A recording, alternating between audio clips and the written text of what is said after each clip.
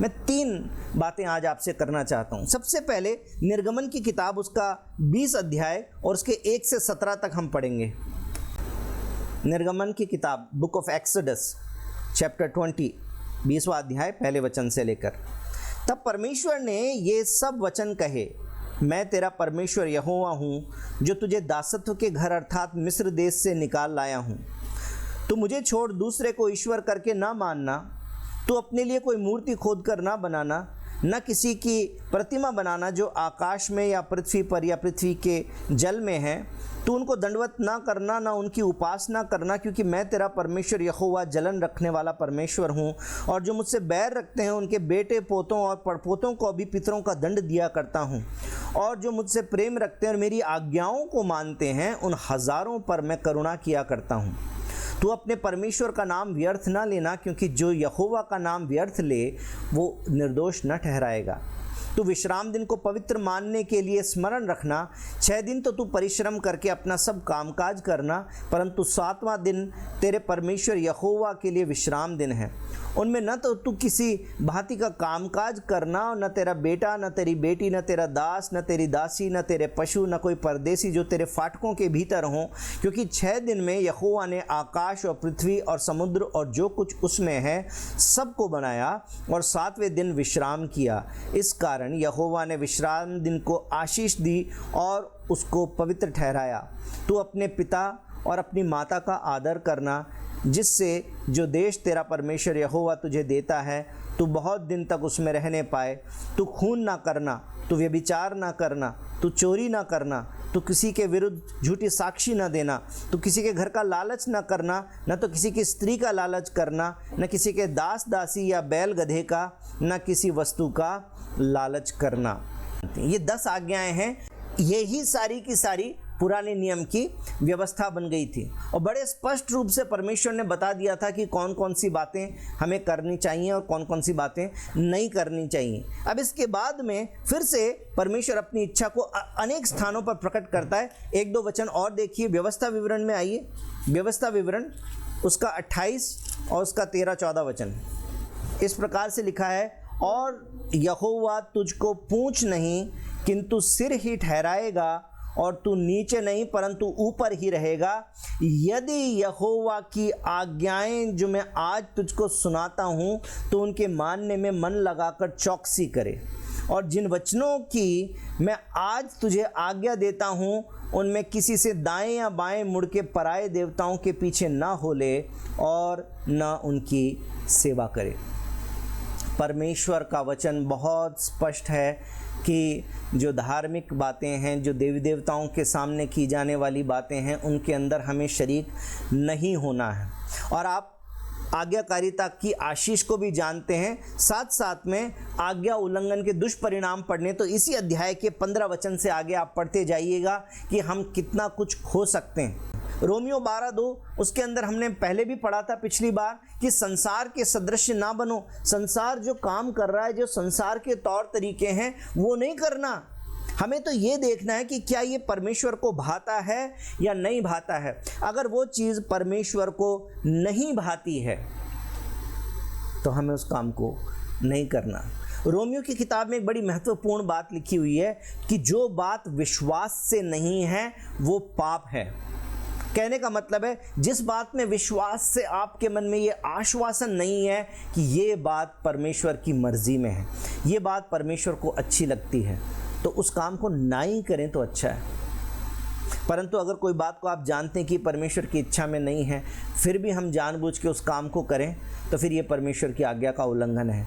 हमारे प्रभु यीशु मसीह ने इस संसार में रहते हुए कभी भी अपने पिता की आज्ञा का उल्लंघन नहीं किया। स्वतंत्र इच्छा थी यीशु मसीह के पास में। अगर वो चाहते तो पत्थर को रोटी बना सकते थे। भूख लगी हुई थी, 40 दिन का उपवास किया था, लेकिन शैतान ने जब कोई बात उनके सामने रखी तो प्रभु यीशु मसीह ने उस बात को मान नहीं लिया।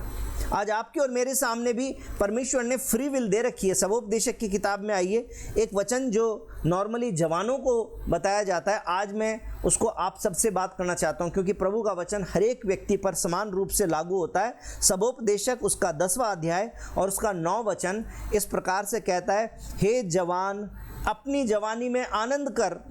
आज यहाँ पर जवान हटाकर और अपना नाम लिखा लीजिए, अपना नाम लगा लीजिए। इस प्रकार से पढ़ लीजिए इसको, हे ब्रिजेश अपनी जवानी में, अपने जीवन में कर लीजिए, जवानी छोड़ दीजिए।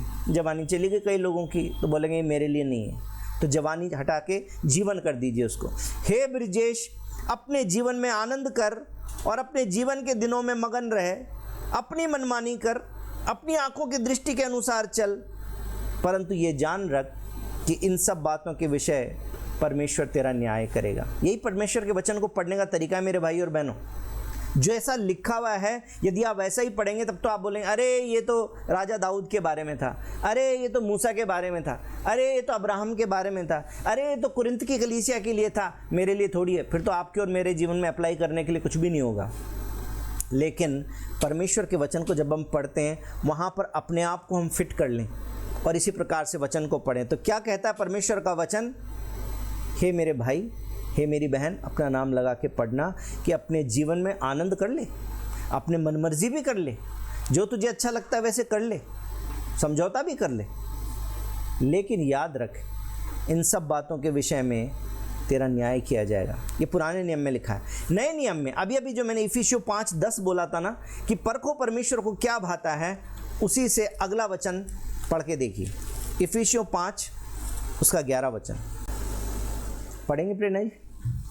अंधकार के निष्फल कामों में, अंधकार के निष्फल कामों में सहभागी ना हो। सिर्फ तुम ही करोगे ये बात जरूरी नहीं है, परंतु सहभागी भी नहीं होना है, वरन उन पर उलाहना दो, परंतु उनके ऊपर उलाहना दो, क्योंकि उनके गुप्त कामों की चर्चा भी लज्जा की बात है। लज्जा की बात है। परमेश्वर की दृष्टि में जो बातें सही नहीं हैं उन बातों को हमें नहीं करना, उन बातों में हमें सहभागी नहीं होना। ये प्रमुख बात है, ये पहली बात। दूसरी बात, नए नियम की जो व्यवस्था है वो प्रेम की व्यवस्था है, इसलिए किसी को नीचा दिखाने के उद्देश्य से नहीं, परंतु क्योंकि हम प्रेम करते हैं और उसको कुछ करते हुए देखते हैं तो हमारे मन में उस प्रेम के कारण ये भाव आना चाहिए कि अरे मैं इस भाई से बात करूं, मैं इस भाई से पूछूं क्या बात हो गई, क्यों ऐसा आप करने पे मजबूर थे, क्यों आप ऐसा कर रहे हैं। हो सकता है वो व्यक्ति विश्वास में पीछे हट रहा हो सकता है उसके ऊपर कोई सामाजिक दबाव हो सकता है उसको आपकी और मेरी प्रार्थनाओं की ज़रूरत हो। प्रेम हमारा कारण है। 15 अध्याय का पहला दूसरा वचन भी पढ़ें। अतः हम बलवानों को चाहिए, जो विश्वास में बलवान है, जो विश्वास में मजबूत है, उनको चाहिए कि निर्बलों की निर्बलताओं को सहें, एक दूसरे की निर्बलताओं को सहले। जो विश्वास में मजबूत नहीं है या जो आत्मिक परिस्थितियों के अंदर किसी प्रकार से मजबूर है तो उनकी सह लें, न कि अपने आप को प्रसन्न, अपने आप को खुश नहीं करना, अरे देखो वो तो ऐसा है मैं तो अच्छा हूँ, अपने आप को प्रसन्न नहीं करना, परंतु एक दूसरे की सहनी और हम में से हर एक अपने पड़ोसी को उसकी भलाई के लिए प्रसन्न करे कि उसकी उन्नति हो, उसकी उन्नति हो, ये आपके और मेरे मन में भाव है। तो ये परमेश्वर का वचन आपसे मुझसे सबसे चाहता है। और मैंने आपको पिछले हफ्ते कहा भी था, अविश्वासियों के साथ में सुसमाचार बांटना जरूरी है, अपना मुंह खोलना जरूरी है, परंतु अपने विश्वासी भाई बहनों को चिताना है, उनको रोकना है, उनको समझाना है, उनको एनकरेज करना है ना। और कुलुस्सियों की किताब में आए, कुलुस्सियों की किताब उसका 3 अध्याय का 16 वचन पढ़ें। मसीह के वचन को अपने हृदय में अधिकाई से बसने दो और सिद्ध ज्ञान सहित एक दूसरे को सिखाओ और चिताओ और अपने मन में अनुग्रह के साथ परमेश्वर के लिए भजन और स्तुति गान और आत्मीय गीत गाओ। एक दूसरे के लिए हमारे मन में अनुग्रह होना चाहिए। अनुग्रह के साथ में किसी व्यक्ति को देखना है, दोष लगाने की दृष्टि से नहीं देखना है, बल्कि हमें अनुग्रह की दृष्टि से उसको देखना। इब्रानियों 3:13 भी पढ़ेंगे। इस प्रकार से लिखा हुआ है, वरन जिस दिन तक आज का दिन कहा जाता है हर दिन एक दूसरे को समझाते रहो, ऐसा न हो कि तुम में से कोई जन पाप के छल में आकर कठोर हो जाए। ये आपकी और मेरी आत्मिक जिम्मेदारी है। जब हम प्रभु यीशु मसीह के जैसे बनते जाते हैं, जब हम अपने जीवन के अंदर परमेश्वर की इच्छा को पूरा करना चाहते हैं, तो ये एक आत्मिक जिम्मेदारी है आपकी और मेरी कि हम एक दूसरे के लिए उनकी चिंता करें, उनको चिताएं, उनको सिखाएं, उनकी उन्नति का बायस बन जाएं। आमीन। पहला पत्रस 1:22 और पढ़ें इस संदर्भ में। पहला पत्रस 1 उसका 22। अतः जबकि तुमने भाईचारे की निष्कपट प्रीति के निमित्त सत्य के मानने से अपने मनों को पवित्र किया है, तो तन मन लगाकर एक दूसरे से अधिक प्रेम रखो। एक दूसरे से अधिक प्रेम रखो। हमने परमेश्वर के उस प्रेम को समझ लिया है, परमेश्वर के स्वभाव को समझ लिया है, इसलिए प्रभु के जैसा स्वभाव दिखाना है। एक दूसरे के प्रति हमें नम्रता का व्यवहार रखना है, प्रेम का व्यवहार रखना है, एक दूसरे को साथ लेकर चलना है।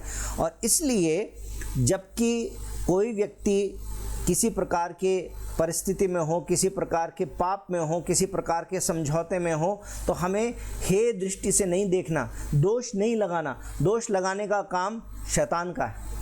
बाइबल में लिखा हुआ है कि वो एक दिन परमेश्वर के सामने खड़े होकर आपके और मुझ पर दोष लगाएगा। उसका नाम ही है दोष लगाने वाला, दी एक्यूज़र। क्या आप और मैं शैतान की संतान हैं या परमेश्वर की संतान है? परमेश्वर की संतान है। तो यदि परमेश्वर की संतान है तो माफ़ करने वाले बनेंगे या दोष लगाने वाले बनेंगे? प्रेम करने वाले बनेंगे या गिराने वाले बनेंगे? उठाने वाले बनेंगे, उन्नति कराने वाले बनेंगे, या किसी को संसार की दृष्टि में बुरा बनाने वाले बनेंगे? हम परमेश्वर के लोग हैं, हमें एक दूसरे को एनकरेज करना है, यह हमारी आत्मिक जिम्मेदारी है।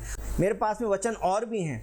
पहला यूहन्ना, जहाँ पर प्रेम के बारे में लिखा हुआ है, वहाँ पर भी पहला यूहन्ना 4:7 में भी इस प्रकार की बात लिखी हुई है। मैं ज़रा आपके सामने पढ़ देता हूँ।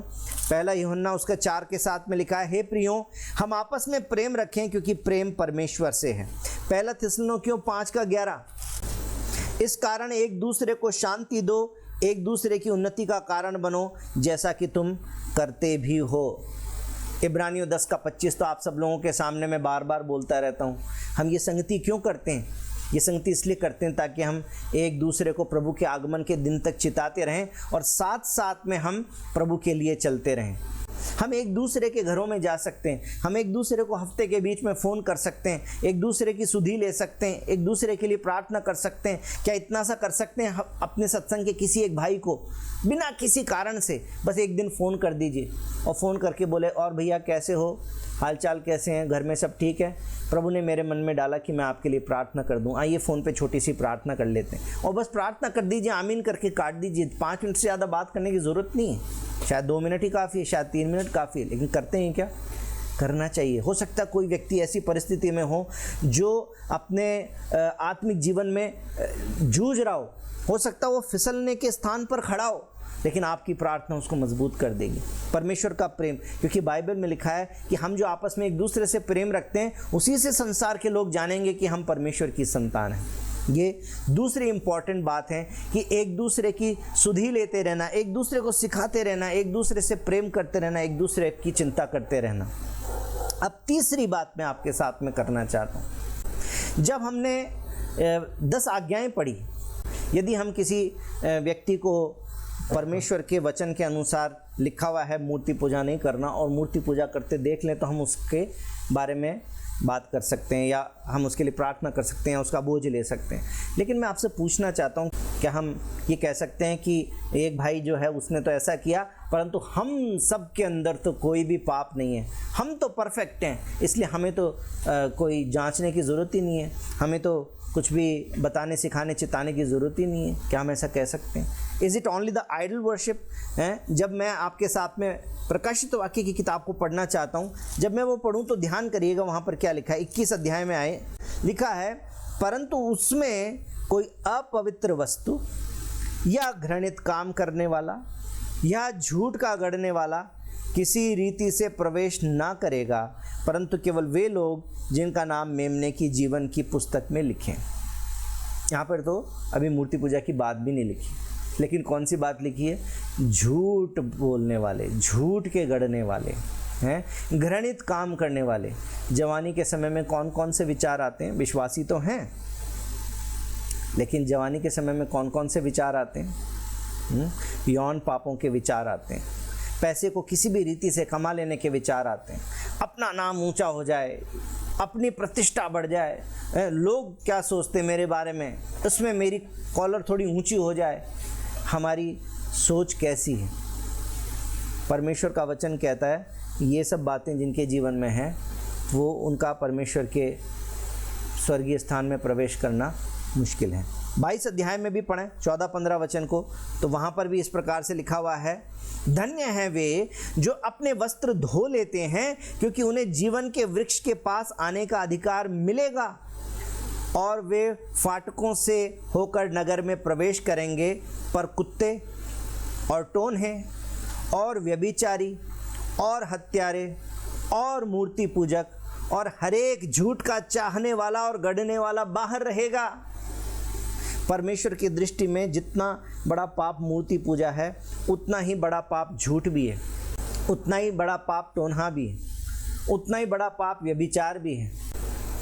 क्या आप और मैं दूसरों को जब देखते हैं तो क्या ये भूल जाते हैं कि हम अपने जीवन के अंदर कितनी सारी बातों को आज भी लेकर चल रहे हैं जो परमेश्वर की इच्छा में नहीं है? परमेश्वर नहीं चाहता कि हम उन कामों को करें, लेकिन हम उन कामों को करते जा रहे हैं। मेरे साथ में कुछ वचन निकाल के देखिए। पहले पुराने नियम से देखेंगे, भजन संहिता 139 में जाएंगे, उसका दूसरा वचन पढ़ें। तू मेरा उठना बैठना जानता है। भजन का लिखने वाला कहता है परमेश्वर से कि तू मेरा उठना बैठना जानता है और मेरे विचारों को दूर ही से समझ लेता है। और मेरे विचारों को दूर ही से समझ लेता है। मेरे चलने और लेटने की तू भली भांति छानबीन करता है। हाँ, लेटे लेटे क्या क्या विचार करते हैं परमेश्वर उसकी भी छानबीन कर लेता है। और मेरे पूरे चाल चलन का भेद जानता है। परमेश्वर तो आपके और मेरे पूरे चाल चलन का भेद जानता है। 23-24 वचन। हे परमेश्वर मुझे जांच कर जान ले। अब ये प्रार्थना भी कर रहा है कि हे परमेश्वर मुझे जांच कर जान ले। किसको जांच कर जान ले? मेरे इस भाई को जिससे उसने ऐसा किया उसको जांच कर जान ले, या मुझे जांच कर जान ले। एक दूसरे के अंदर कोई कमी नज़र आए तो ज़रूर हमें चिताना सिखाना, लेकिन साथ साथ में परमेश्वर का वचन ये भी कहता है कि दूसरे की आँख में से हम तिनका निकालें उससे पहले अपनी आँख का लट्ठा भी निकालें।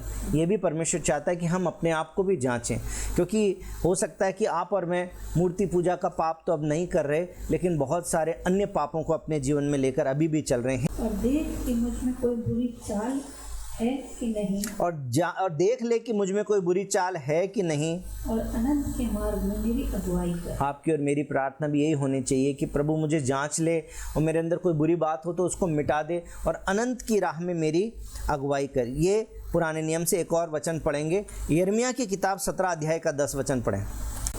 मैं यहोवा मन को खोजता और हृदय को जांचता हूँ, ताकि प्रत्येक जन को उसकी चाल चलन के अनुसार अर्थात उसके कामों का फल दूं।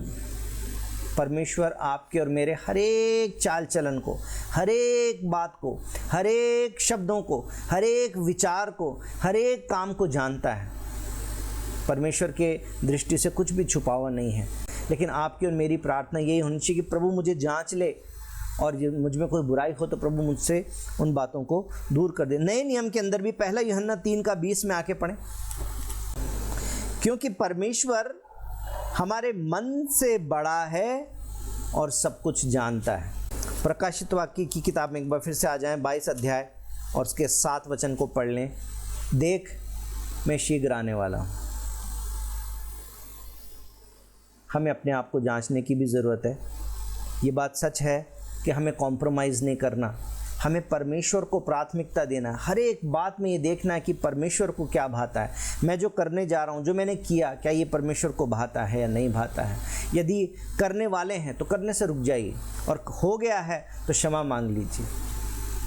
हमें कॉम्प्रोमाइज़ नहीं करना। कहीं ना कहीं पर एक लाइन ड्रॉ करनी पड़ती है, कहीं ना कहीं पर एक निर्णय लेना पड़ता है, पहली बात। दूसरी बात एक दूसरे के अंदर कमी मिलती है, मिलेगी, क्योंकि आप और मैं अभी भी सीख रहे हैं, अभी हम सिद्ध नहीं हुए, अभी हम सिद्धता की तरफ बढ़ रहे हैं, एक एक कदम कोशिश कर रहे हैं। इसलिए जब हम एक दूसरे में कमी देखते हैं तो हमें एक दूसरे को प्रेम के साथ में चिताना है।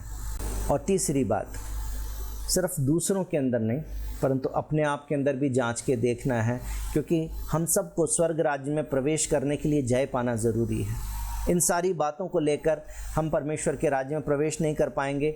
परमेश्वर कहता है कि वो हमारे मनों को भी जांच सकता है, हम लेटे लेटे भी क्या विचार करते हैं उनको भी परमेश्वर जानता है। परमेश्वर कहता है कि मैं शीघ्र आने वाला हूँ। अगर वो आज की रात में आ गया तो क्या आप और मैं यीशु के साथ जाने के लिए लायक हैं? क्या हम तैयार हैं? इसी प्रार्थना को इन दिनों में लगातार करते रहें, पवित्र आत्मा की सामर्थ्य को मांगें, ताकि हम परमेश्वर के स्वभाव के अनुसार बदलते जाएं, हम परमेश्वर के जैसे बन जाएं और परमेश्वर के लायक जीवन जी सकें, हम परमेश्वर की सेवा कर सकें। आमीन। बोले यीशु मसीह की जय। इस वचन के द्वारा प्रभु आप सबको बहुत आशीष दे।